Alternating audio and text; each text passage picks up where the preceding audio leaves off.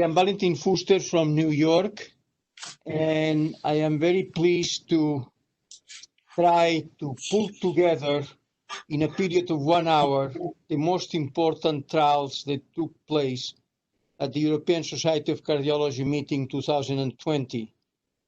It was supposed to be in Amsterdam, but we are here all over the world. And I'm very lucky too, distinguished panel here with me today as usual, and I'd like to introduce each of them. First is Dr.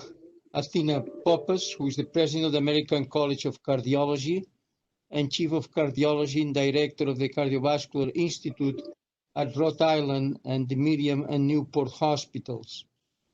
Dr. Roxana Mehran, Director of Interventional Cardiovascular Research and Clinical Trials at the Mount Sinai Heart Center and Institute at the Mount Sinai Medical Center in New York. Dr. Ann Curtis, Chair of the Department of Medicine at the University at Buffalo and Associate Editor of JACC, focused on the specialty of electrophysiology. And finally, Dr. Michael Criqui, Distinguished Professor, Division of Preventive Medicine in the Department of Family Medicine and Public Health at the University of California in San Diego. Michael, you are in San Diego now, isn't it? Yes, I'm here at 6:30 a.m. You are fully awake. Yeah. Good. All right, we will test you in a few minutes. So let me tell the plan. We're going to discuss 9 studies. We will start with valvular heart disease and aspirin study in TAVI. Then we'll move into atrial fibrillation, rhythm control, and the use of edoxaban. And then coronary artery disease, colchicine, a new drug, trimetazidine. And then heart failure and myocardial disease, empagliflozin, the use of angiotensin neprilysin inhibitors, and then in IHSS, the use of a new interesting agent, mavacamten. Finally, we will finish with hypertension. It's a very interesting group of presentations, and I wouldn't say that has been a tremendous breakthrough on a particular subject, but certainly 9 subjects, all very educational. And let me begin with the first one. The first one is the so-called popular TAVI cohort A. The title is Aspirin with or without clopidogrel after transcatheter aortic valve implantation. Dr. Brouwer from the Netherlands made the presentation, and it's a very, very fascinating study, as you will see in a moment. Let's go to practice guidelines. Practice guidelines say, okay, in patients with TAVI today, ideally is to give the combination of aspirin and clopidogrel for the first 3 to 6 months. Where this is coming from, don't ask me. It comes from the stenting, but it doesn't come from any study that I know related to valvular heart disease. Well, let's see what happened. We have actually in the popular TAVI trial, there were the so-called cohort B and cohort A. Cohort B, they use clopidogrel actually with anticoagulants or anticoagulants alone in these patients undergoing TAVI. And what they found is that the combination was not good, significant bleeding, and actually it didn't decrease the number of thromboemboli. Today we are focused on cohort A of the trial, which compare aspirin alone with aspirin plus clopidogrel in patients undergoing TAVI who did not have an established indication for long-term oral anticoagulation. Just summarizing this randomized control study, we have about 330 patients that were placed on aspirin alone following TAVI, 80 to 100 milligrams daily, and 330 patients that were placed on the combination of aspirin plus clopidogrel, 75 milligrams daily. And then we have, it's complicated, but I will try to summarize. Let's go outcome by outcome with the results. The primary outcome were all types of bleeding, minor, measured, life-threatening, disabling, etc. And in this particular situation, I will tell you the results by comparing those patients with aspirin alone versus aspirin plus clopidogrel. The bleeding event occurred in 15% of those receiving aspirin alone and in 26% in those receiving aspirin plus clopidogrel. Then they have a second type of bleeding that they call non-procedure related bleeding. In fact, they are talking about access site bleeding. It is a very minor bleeding, but still there was a difference. In fact, this type of minor bleeding was actually seen in 15% of the aspirin group and in 24.9% of the group treated with clopidogrel and aspirin. So significant difference. Let's now go into the so-called secondary composite endpoint, and it is basically what they are looking here is at the composite of death cardiovascular from cardiovascular causes, the stroke, myocardial infarctions, and then non-procedure related bleeding is being added. And again, the results are very significant in terms, first of non-inferiority, but also in terms of superiority. This secondary composite type of endpoint, 23% in the group treated with aspirin versus 31% in the group treated with aspirin plus clopidogrel. And then if you eliminate bleeding and you just look at a composite type 2 that they call, and that is myocardial infarction, stroke, and death from cardiovascular cases, there was no difference between both groups. And certainly, but it was good for non-inferiority in the aspirin group. So let me conclude by saying that in this rather complex type of a study, however, the results are very straightforward. And I read, this was published just in the New England Journal of Medicine. Among patients undergoing TAVI who did not have an indication for oral anticoagulation, the incidence of bleeding and the composite of bleeding or thromboembolic events at 1 year were significantly less frequent with aspirin than with aspirin plus clopidogrel administered for 3 months. So here is the study, very surprising, maybe, but Roxana, you are very much in this business. What is your reaction to the study? You are on the mute, Roxana. So thank you, Dr. Fuster, and for summarizing a complex study in such a nice way. This is a very, very important subject matter, actually, because TAVR procedures are increasing, and we still do not know what the optimal duration or type of antithrombotic regimens are for these patients, specifically related to not only valve thrombosis, durability, as well as understanding the adverse events from having to expose these frail elderly patients with aortic stenosis, as we saw here, to these antithrombotic regimens. So I believe it's one of those studies that opens the door. It's not definitive. It's only 600 patients.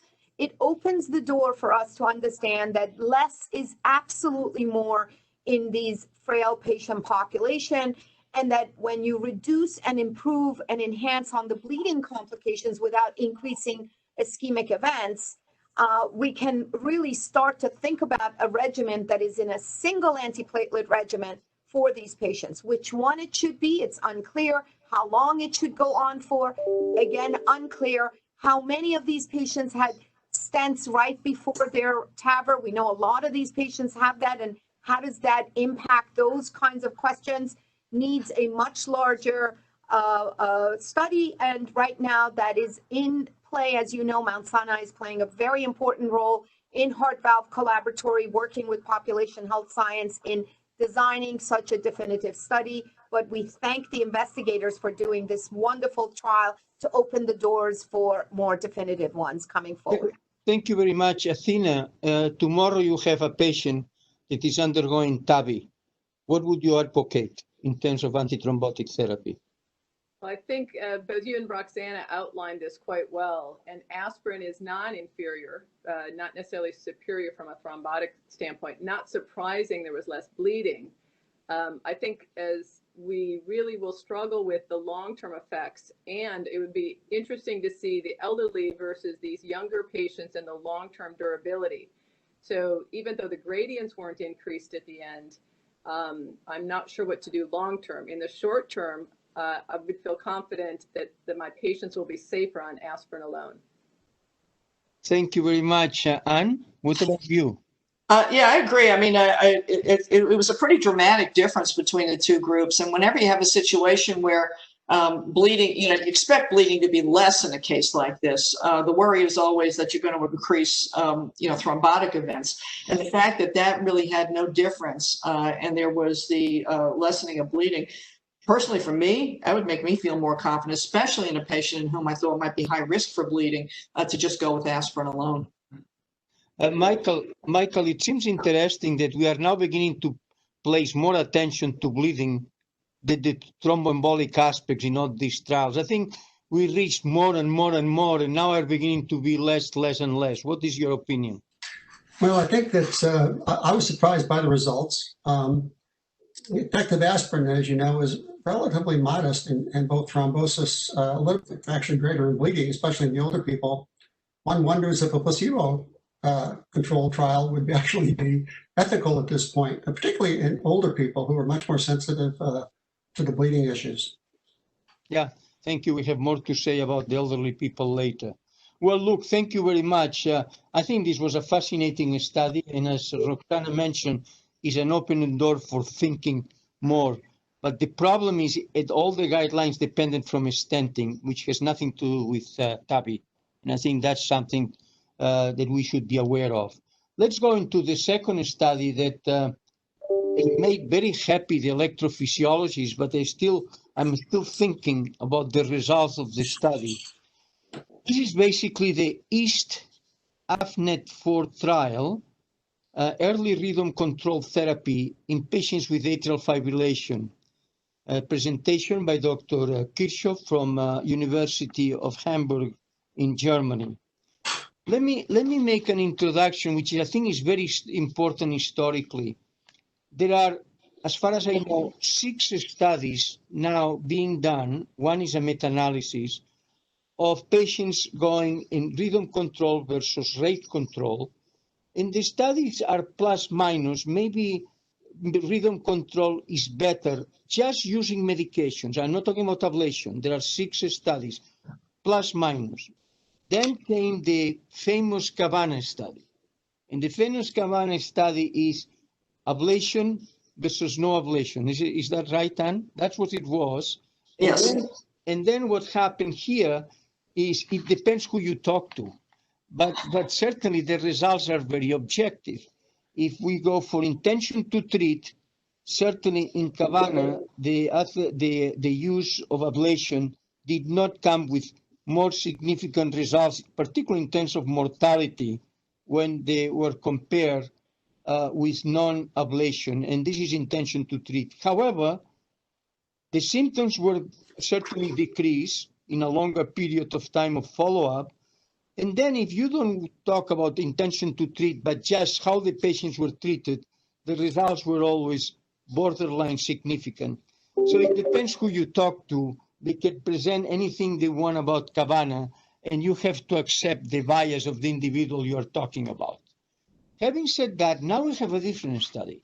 And this study today is interesting because they use a combination of medication to maintain normal sinus rhythm, and in some of them, they go into ablation, not in many.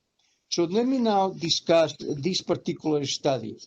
What is new compared with the other 2 that I mentioned, the other 2 possibilities? Well, here is a combination of medication being used in ablation, but in the early stages of treatment of atrial fibrillation. The other studies I mentioned were not necessarily the treatment during the very early stage of atrial fibrillation.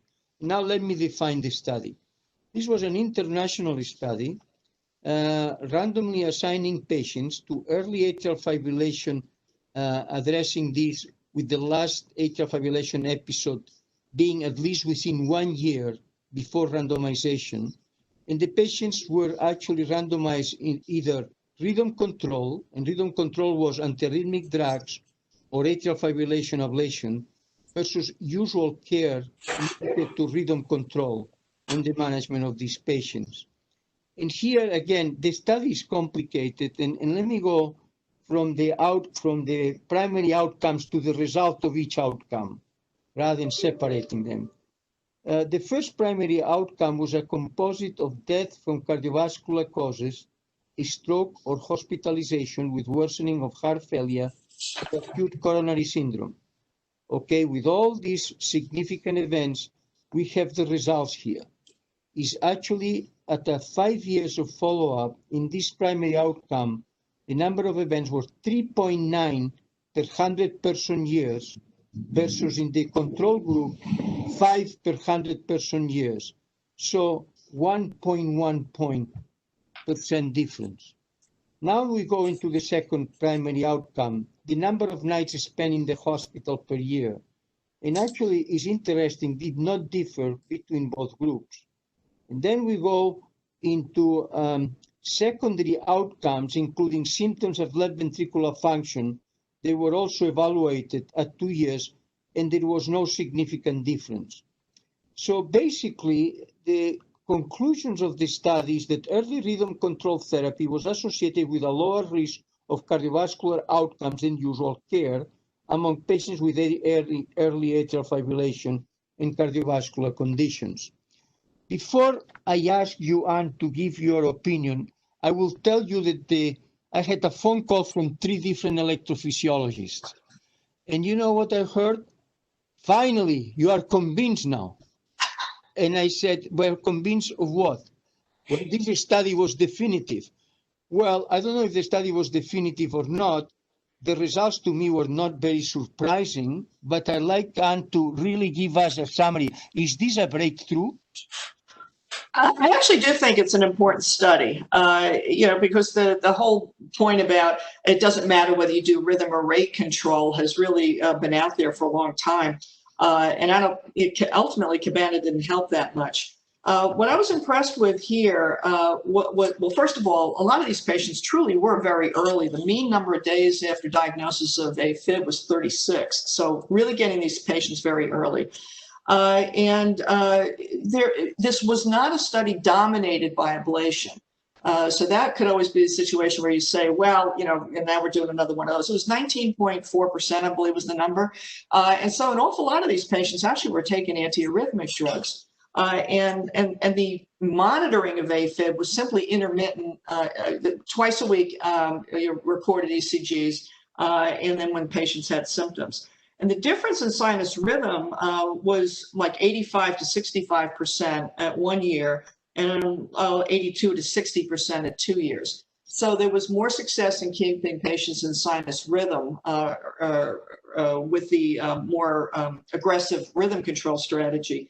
I think this does, now the other point to make, I think it's important, these were fairly high-risk patients. They had to be over the age of 75 or over the age of 65 and have some other comorbidities with them. So we're not talking about very young patients here or those without any comorbidities, but I think it does tell us that atrial fibrillation is not good for you. And then ultimately being a little more aggressive in terms of keeping them in sinus rhythm, it actually does sway me to believe that there is some value to that. It's not huge, I think, as you see in the outcomes there, but it certainly favors that. And the fact that the EKG monitoring was only intermittent tells me that probably a lot of these patients were in persistent AFib by the time of the end of the study. So I think the message is that we don't really want patients to get to that stage. And that if they can be treated with, especially with antiarrhythmic drugs, that they may well be better off and ablation in selected patients. Thank you very much. Let me tell you something. And these electrophysiologists who call me, they were talking about ablation in Cabana, but these patients actually very few percentage get ablation. So this is very fascinating to me, which is really a key of the study. Athena, just 2 words about what your thinking is about the study. Well, I think it does change the paradigm a little, as Anne mentioned. I think some of the other points are well taken. It's a more modern version of AFFIRM, if you will, because dronedarone was used, and so perhaps that's safer. I think the other point is the patients were on anticoagulation. So particularly in the elderly, maintaining the anticoagulation, which is often one of the reasons patients want either an ablation or a drug so that they don't have to take those. So I think to me, that was another major take-home message, is the anticoagulation. Thank you. Dr. Criqui? Yeah, I think it wasn't really that aggressive an intervention. Only 19% of the treatment group had an ablation, and actually there's 7% crossover in the placebo group having an ablation.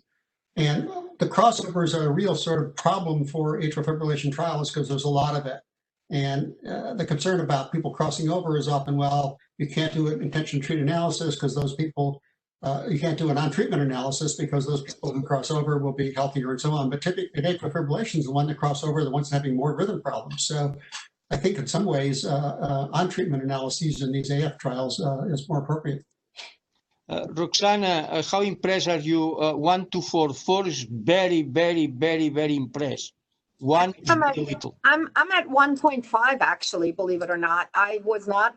This is, to me, this is a rhythm versus rate control. The usual care really basically got nothing, and the you know, as far just rate control. And despite the fact that 82% of the patients in the early rhythm control were in sinus rhythm, the symptoms at follow-up were no different, were very, very similar. Each of the composites are no different. In fact, hospitalizations, as you discussed already, Dr. Fuster, was no different. The totality of the events were in favor of early rhythm control, and a very minority. This has nothing to do with Cabana. I 100% agree with you.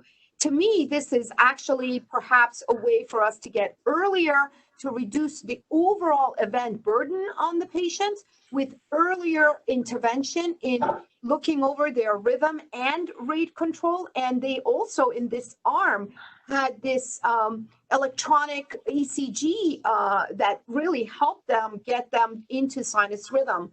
Perhaps that's another way for us to treat these patients earlier with medications as well as perhaps ablation when needed. Thank you. My enthusiasm is 2.5, Roxana. All right. Anyway, thank you very much. It's an interesting study, certainly. Now I'm going to get into atrial fibrillation with low-dose edoxaban, and I'm not going to ask questions because we have a lot to cover, but let me present the study. Very basically, there is a previous study, which was the ENGAGE atrial fibrillation TIMI-48, and they use edoxaban versus warfarin. And in few patients, actually, the dose of edoxaban that was used was actually very low, 30 milligrams, even 15 milligrams. And they saw good results, certainly was non-inferior to warfarin. But they didn't have, and no trials had a population of an age 80 years or older. The elder care AF study actually is a very interesting one because it's a Japanese study in patients over age of 80 years, in which actually they randomized edoxaban at a very low dose, 30 milligrams, and in some of them, if necessary, 15 milligrams, compared with placebo. There's no comparison with warfarin. Yeah. This is very important. And the primary efficacy endpoint was the composite of a stroke or systemic embolism. And a primary safety endpoint was of mesh bleeding. Well, just going into the study, it was near 1,000 patients, and here they were randomized in both groups. The most common daily dose was 15 milligrams of edoxaban, and then the placebo. And these were the results.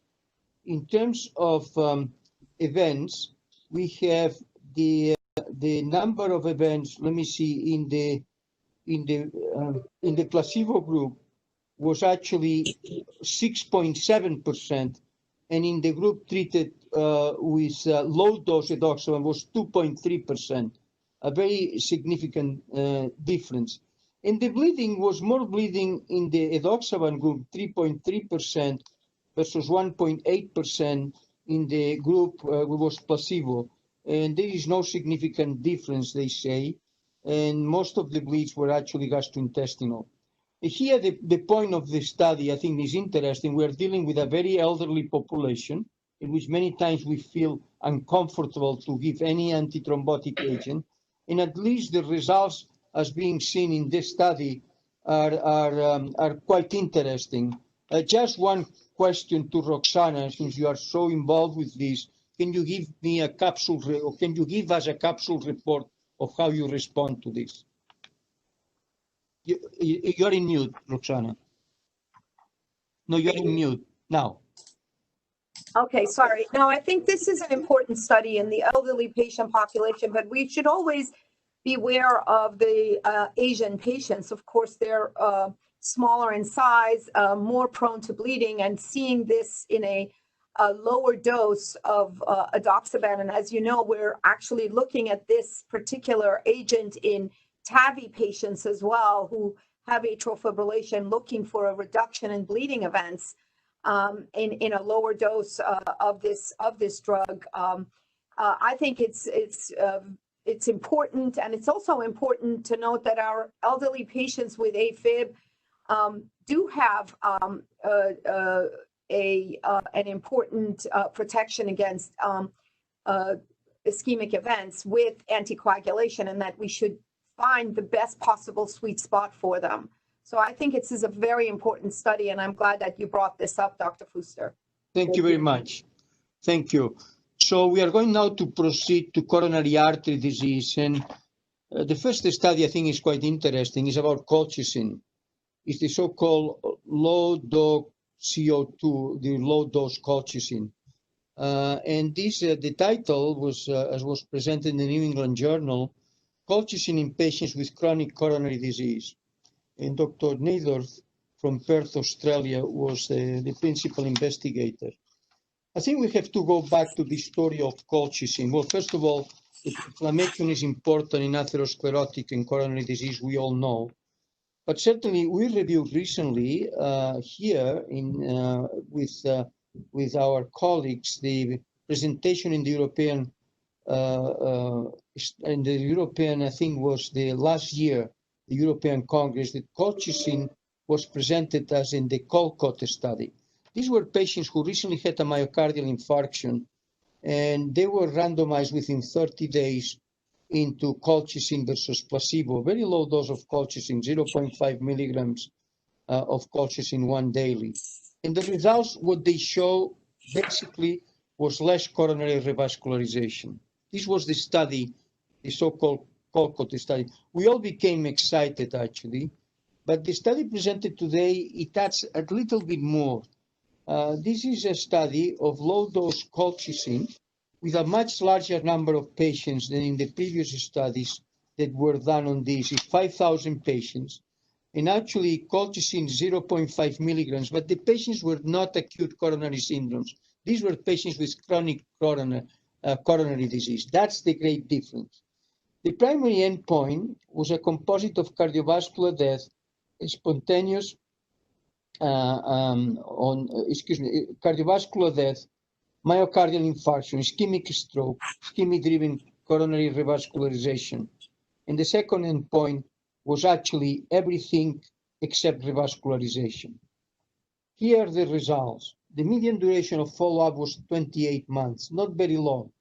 But the primary endpoint, it showed that in terms of events was 6.8% in the colchicine group versus 9.6% in the group treated with placebo, significant difference. And in terms of the secondary endpoints, which was everything except revascularization, was also significant, 4.2% versus 5.7%. So in conclusion, in this randomized trial involving patients with chronic coronary disease, the risk of cardiovascular events was significantly lower among those receiving 0.5 milligrams of colchicine once daily versus those who received placebo. I just want to add that colchicine has some side effects, 15 to 20% actually cannot tolerate it. And then a final point I want to make is, in comparison with the previous COLCOT study, in which in fact the main results related to revascularization, here they also relate to the other endpoints. So it's a little bit more being added in favor of colchicine. So I like to ask Michael, what do you think about the use of colchicine in this particular chronic coronary artery disease patients? Well, in the previous study, I was impressed with the results. Here, it was the inclusion of various forms of chronic heart disease, including an Agatston score over 400, which is really not, necessarily demonstrated any kind of occlusive disease. But the thing that concerned me most about the trial was the total mortality result, with a 21% increase in total mortality. And that always makes me a little nervous. So I looked at the results. There was the respiratory deaths were 9 compared to 4, and then there was a potpourri of other forms of death that put the thing, it wasn't significant, but put the balance in favor of the placebo group in terms of total mortality. And that made me wonder about, plus what you just mentioned about the number of people that can't take colchicine, about how tolerable it is really in an older population with chronic coronary disease. I was impressed, however, in the myocardial infarction rate. It was myocardial infarction on one hand, and then on the other was revascularization. But anyway. Yeah, no, but both of those endpoints were definitely positive, yes. Yeah. Athena, what do you think? Yeah, I think this brings up some points about the effects of anti-inflammatory agents. And you would have expected to see a stronger effect during the acute phase when we assume the inflammatory markers are higher and patients are more activated. So how can we better choose patients during their vulnerable phase long-term versus the safety effect? I remain equally concerned about some of these safety signals that we're seeing. And I'm not sure that I would add this right now to my current patient population. Okay, thank you very much. Anne, would you add this to your patient population? Not at this point. I agree with Athena's comments. I'm concerned about the death rate. And the other thing too is the more drugs we pile onto people who are taking, you want to make sure they're taking the ones that we're really sure that works, and throwing in something extra like this at this point, I think is a step too far. Roxana, what do you think? I'm actually, I'm sorry to go against the entire panel, but I'm actually very impressed with this study. It's over 5,000 patients randomized. And when you talk about the intolerance to colchicine, actually the number, because there was a placebo, double-blind placebo-controlled trial, the number discontinued in placebo was very similar to colchicine. So that is kind of goes out of the window. I believe that these really hard endpoints in a cheap drug at a low dose, showing that there maybe inflammation does play a role even in subclinical atherosclerosis, as you said, Mike, with the Agatston score of only 400. I believe that this is a good way forward, but of course I'm concerned about the non-cardiovascular death signal. But you would need to study 20,000+ patients to actually have the power to look at the difference here. And as you can see, the death from any cause, the point estimate is in the wrong direction. I agree with you, but the absolute number differences are really in the teens in the number of events that are different between colchicine versus placebo. However, I want to say that the previous trial did also show a signal of non-cardiovascular death. So we do have to take it with a little bit of a caution, and why this is happening is something to be said. Unfortunately, this low-dose colchicine is not as cheap as we thought it was, and it's not as available. People are onto this and unfortunately changing how it's available to patients. Well, I just like to make a comment here. If you look at the data on the CANTOS study, and then you compare with the colchicine study, acute and chronic, my friends, we are not too far one from the other. What I'm saying is we like to talk about monoclonal antibodies as a great breakthroughs. And I think it was because it told us about the inflammation. But to talk about colchicine is like to talk eating a banana a day. You are not interested. Anyway, I'm just making a comment that I think what I agree, more drugs is probably not the answer. But at least the study is fascinating to me in terms of the inflammatory process. Well, here we are now. I think we are getting into one medication that I will just comment because it was a lot of talk about the so-called trimetazidine.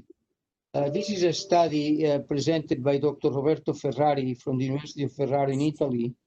And this is a drug that is quite interesting. Basically, what it does increases the ATP and decreases the lactic acid production that occurs during angina. And I don't want to go into the details, but certainly it was a lot of investment by the way I'm going to present. This was a randomized placebo-controlled trial in which these were patients that had angioplasty, PCI, at 365 centers in 27 countries across the whole world. And basically, the patients had elective PCI for a stable angina or urgent PCI for an stable angina or non-ST segment elevation, and within 30 days of the randomization. And then the patients were actually follow up for a period of 47 months. 6,000 patients, a tremendous enterprise. I can tell you any endpoint, we're all negative, nothing worked. It's very frustrating sometimes, isn't it? When you get into a study like this, the only question that I have about the design of the study is that will you put so much effort on a drug that actually has a very peculiar work of, but there's not enough, perhaps enough information to getting you so motivated. I cannot go into the background because I don't know it, but I can imagine the frustration of all the investigators being involved in such a study. I don't know if any of you have any comments, but it was a negative study.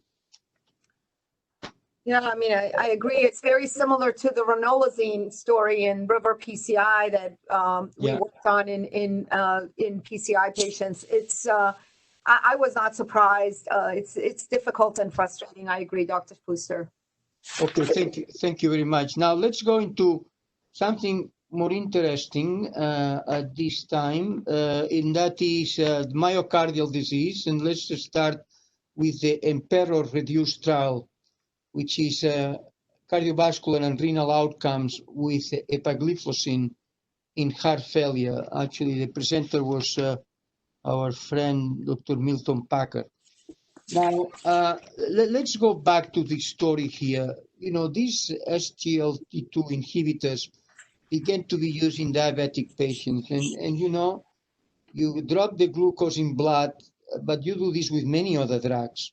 What was fascinating is to see that in the original studies, hospitalization was decreased for heart failure.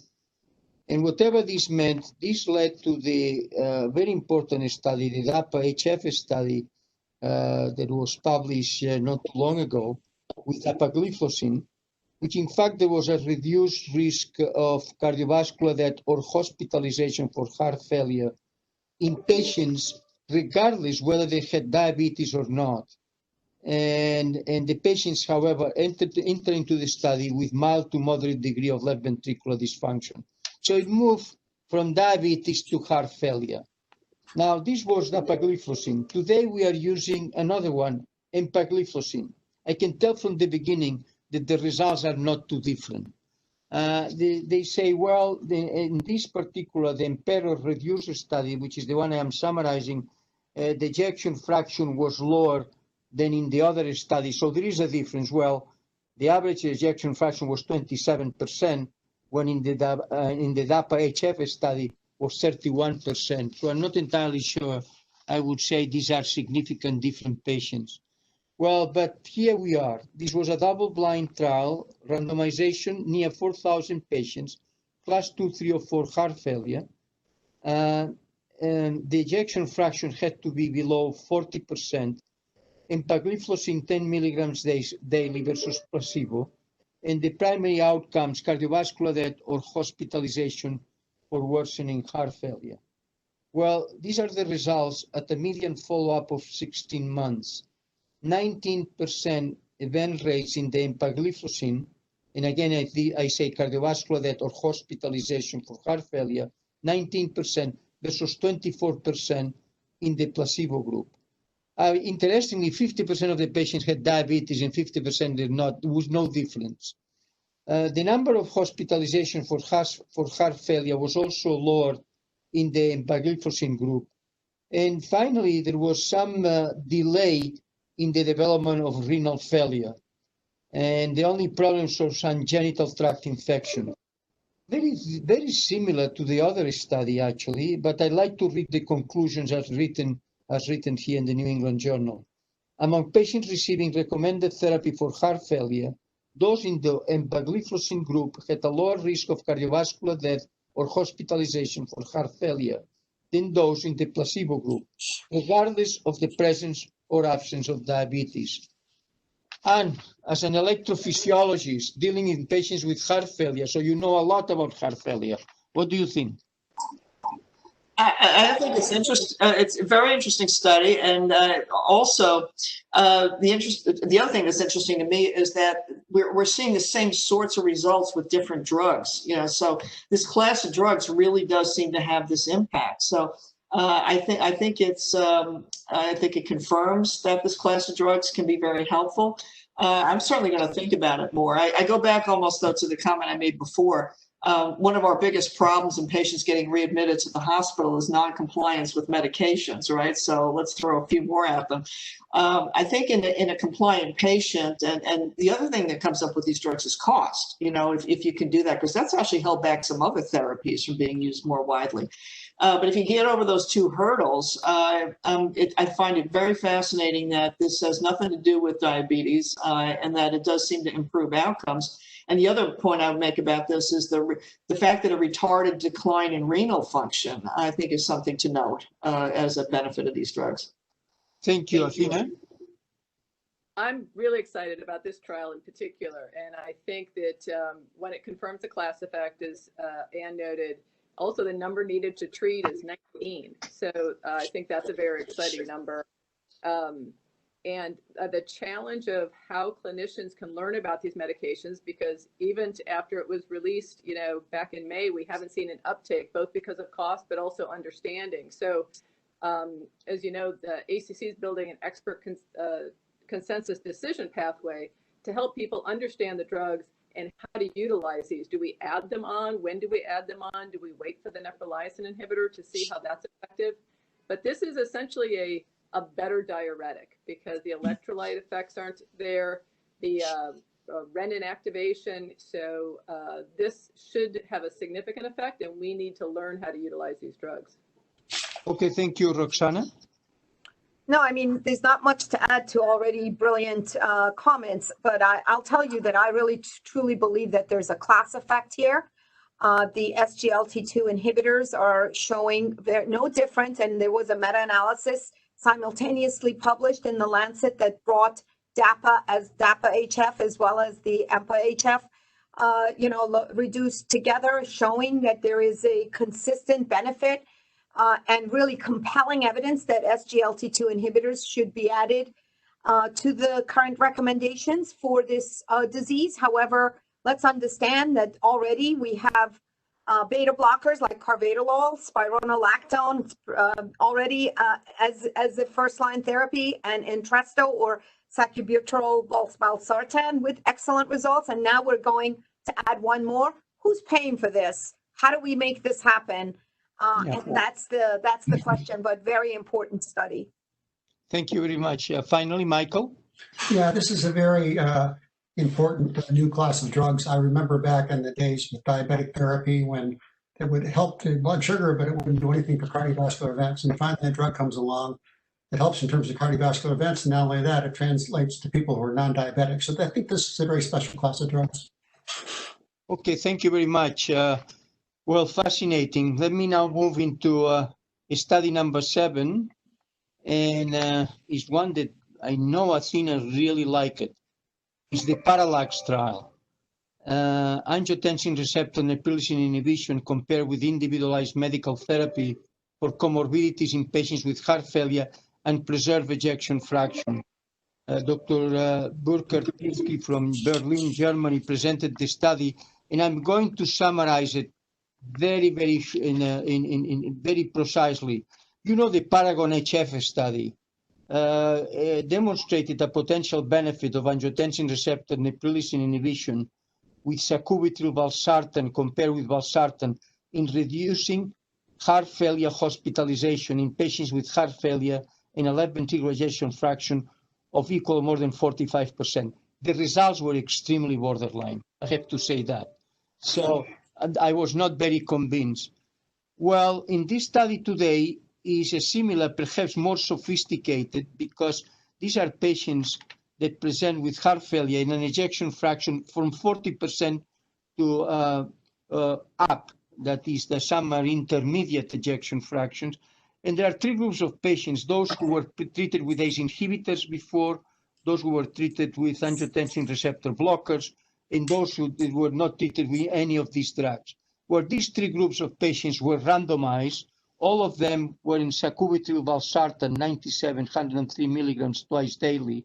And in one group was compared to enalapril if they were taking such ACE inhibitors before, the other was compared with valsartan, and the other was compared with placebo.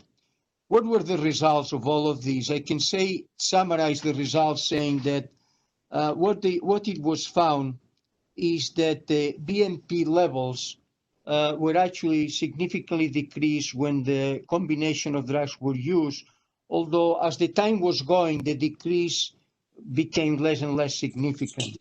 The 6-minute walking on exercise, there was no difference between this combination of two drugs with the other.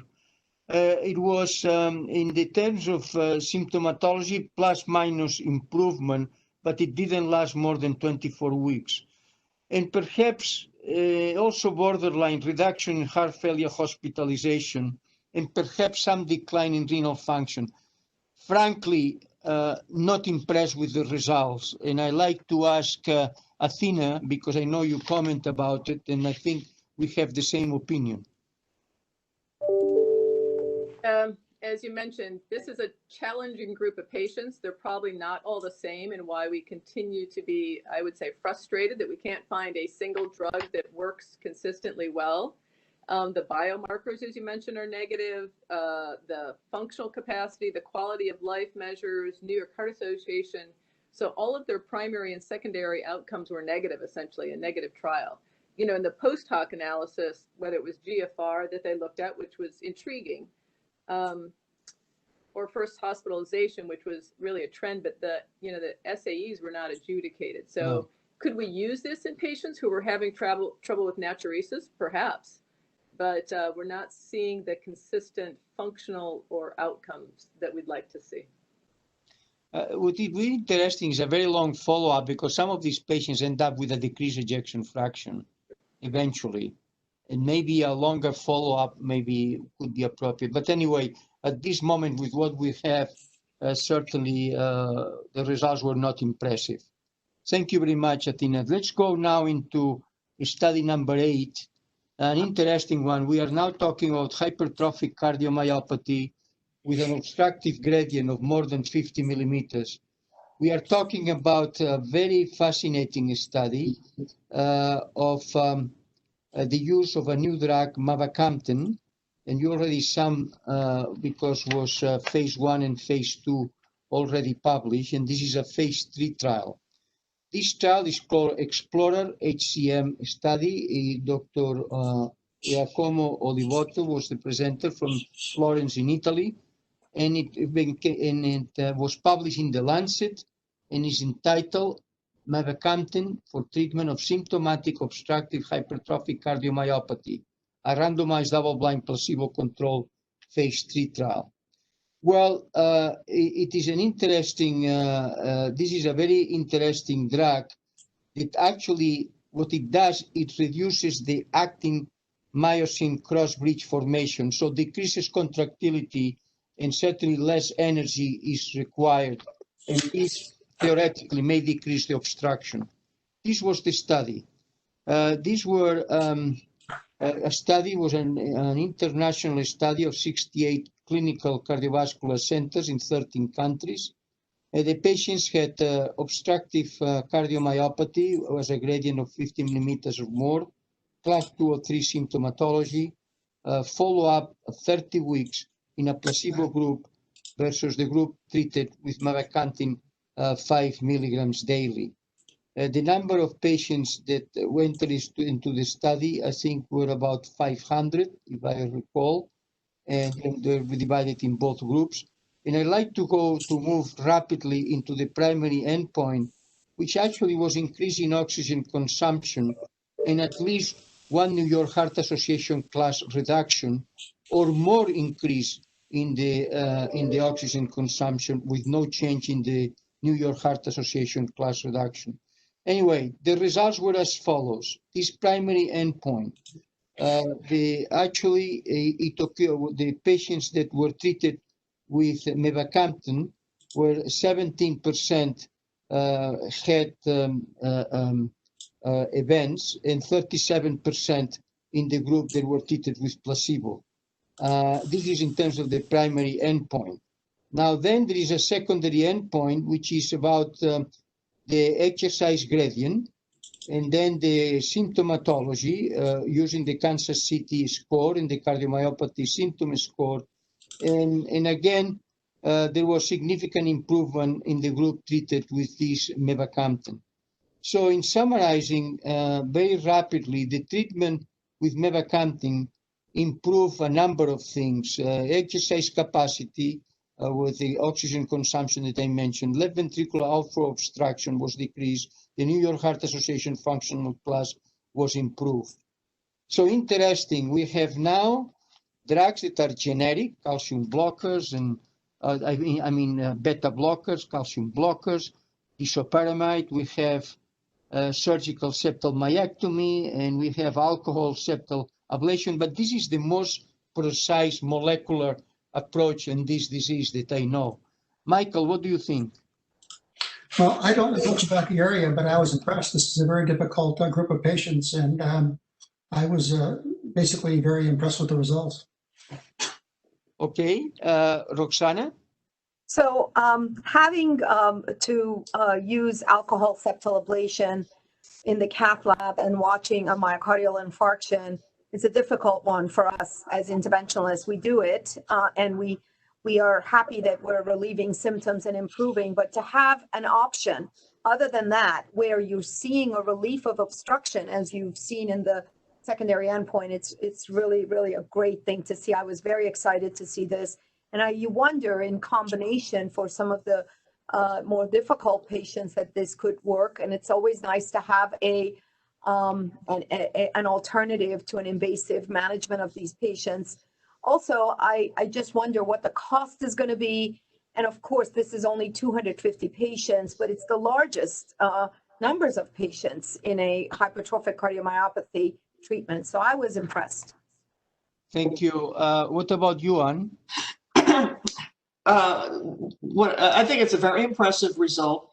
I think it gives us a drug that has a mechanistic justification behind it for the improvement. It's not that great, to have 37% of the patients improve, but I think it actually is a very solid, positive study.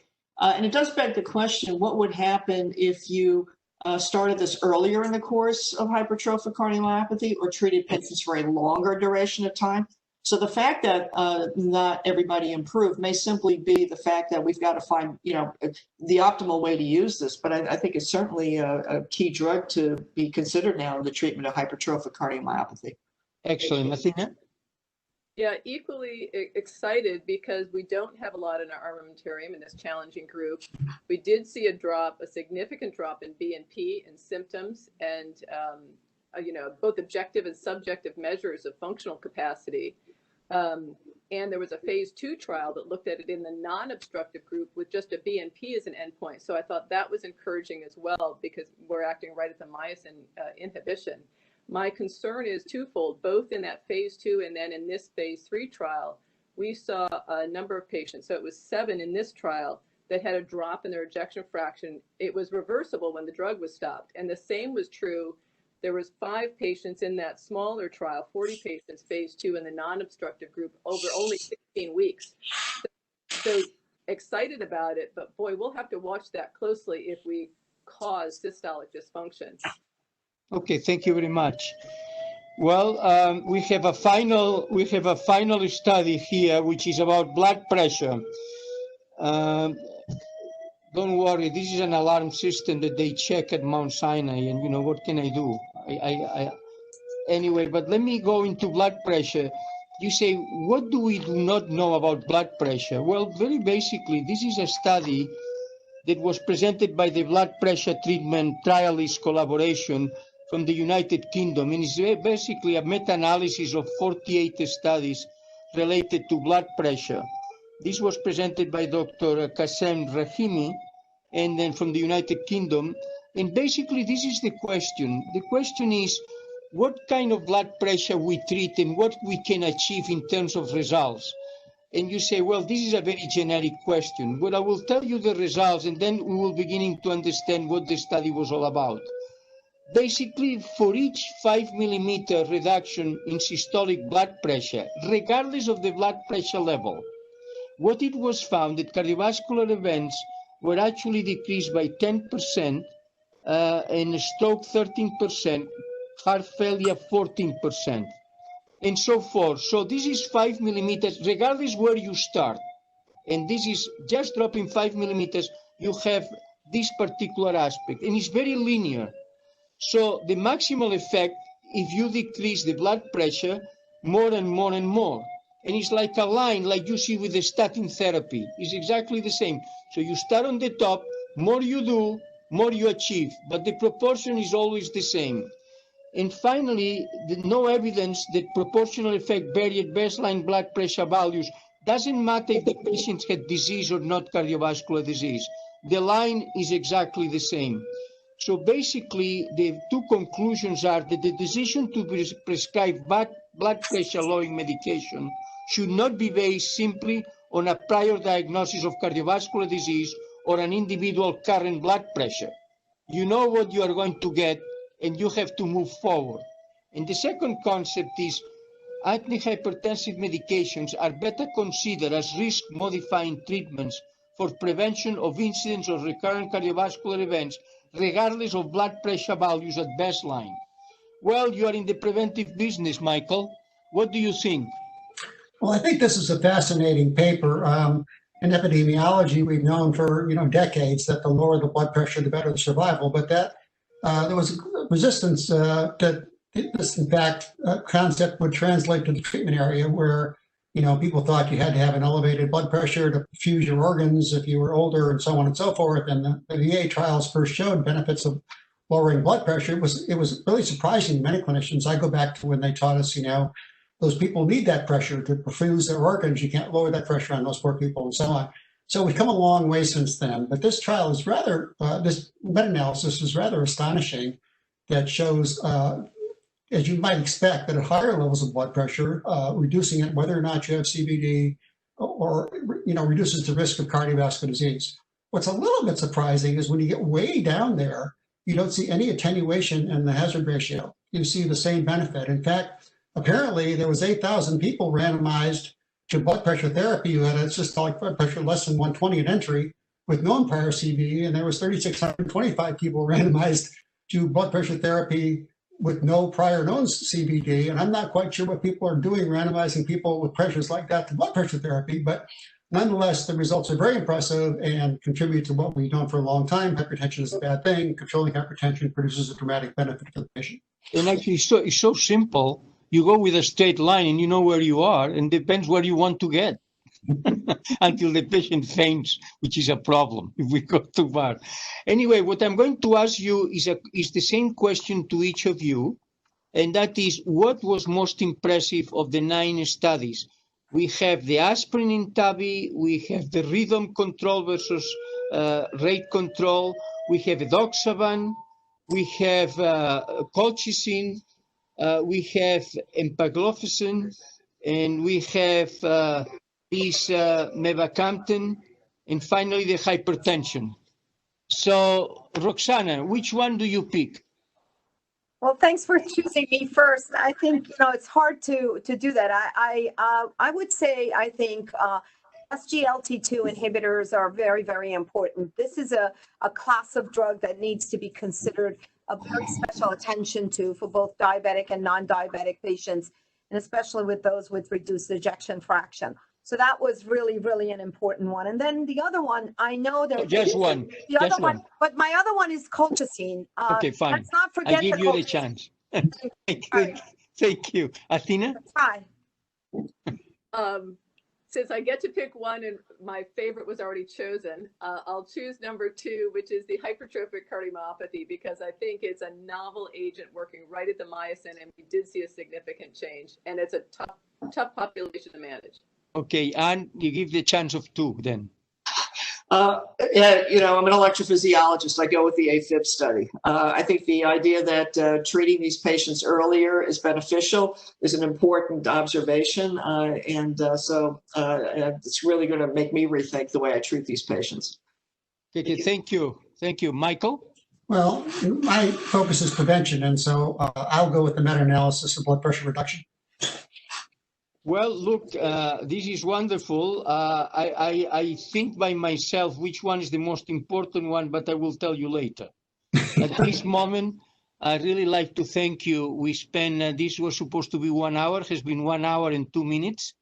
I think we covered a lot, and certainly you were so good and precise, and I really appreciate, because it makes life so easy when you have a group of panelists like you. Thank you very much, and I hope we will get together again since you did so well. Thank you. Bye-bye. Okay. Bye. Bye-bye to all of you.